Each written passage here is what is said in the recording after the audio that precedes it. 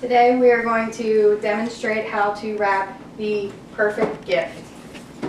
According to marketplace.org, Americans spend $7 billion a year on wrapping paper alone. I have actually spent most of my life wrapping gifts for holidays and family, and I've been wrapping since I was about 5 years old due to helping my mother with my large family. So the first step is you have to gather all of your materials. You have to have wrapping paper, your bow, a name tag, and tape, and scissors, and your gift, and a pen to write your name on the name tag. Can you hand me the scissors?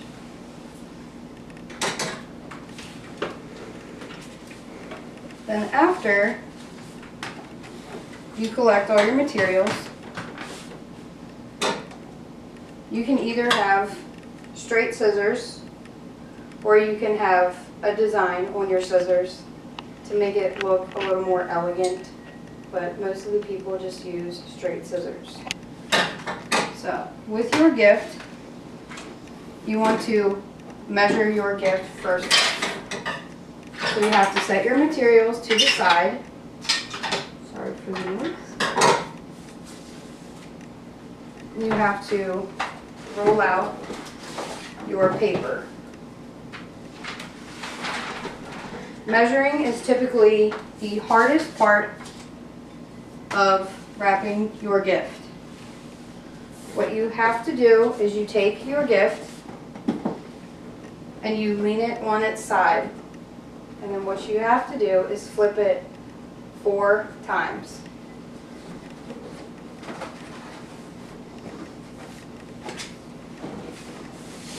This is where you want to make the incision.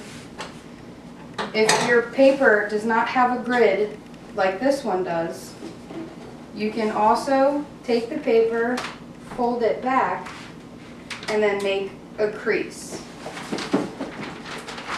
The crease will then give you a straight line instead of making crooked lines when you cut it. So then you want to cut the paper. You want to make sure that instead of actually cutting, you only stay to the very tip so that you can slice right through so it makes even cut.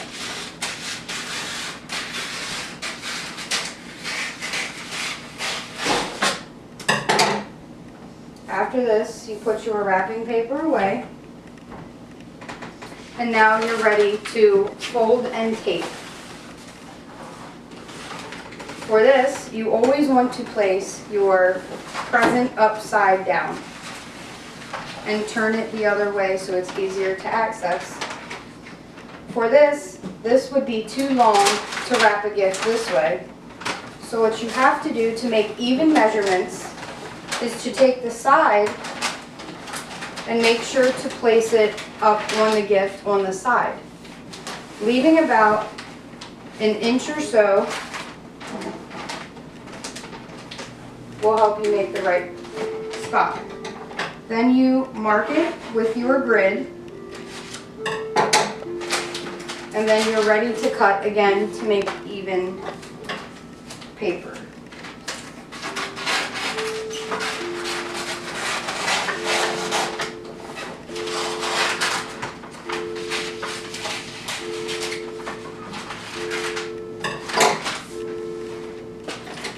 You can then set your excess paper to the side for another gift.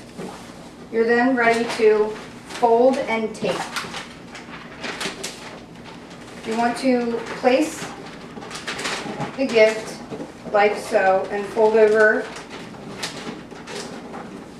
and then you want to tape long ways down the gift. Once taped, you will then have 2 open sides. Either end you can start with. You want to fold down the paper and make a crease on both sides. And then you should fold in and then fold up. This will result in an even and cut place. I then turn it up to do the same. This also will help you whenever you are folding. If you do not have enough on this side, you can then open this back up and move it from side to side to make sure your whole package is covered. So then you also make a fold down, and then you want to tape. And then you want to go back to the first and tape again. Your box should look very even on both sides. Make sure that your tape is according to age groups. Do not constantly put tapes on the sides if it's for small children. They will not be able to get into it. Then you're ready for your finishing touches. You can choose any type of tag. This is to let people know who it's for and who it's from. So a rule of thumb is usually 4 inches down, which is usually about a hand's width. You want to place the sticker like so. If the gift is also this way, it would go about here. It's about 4 inches down and 4 inches that way. So now that your tag is already set, you can take your bow and you can place it. You have to rip off the back side and then take your bow and place it above and make sure you press firmly. This results in the perfect wrapped gift.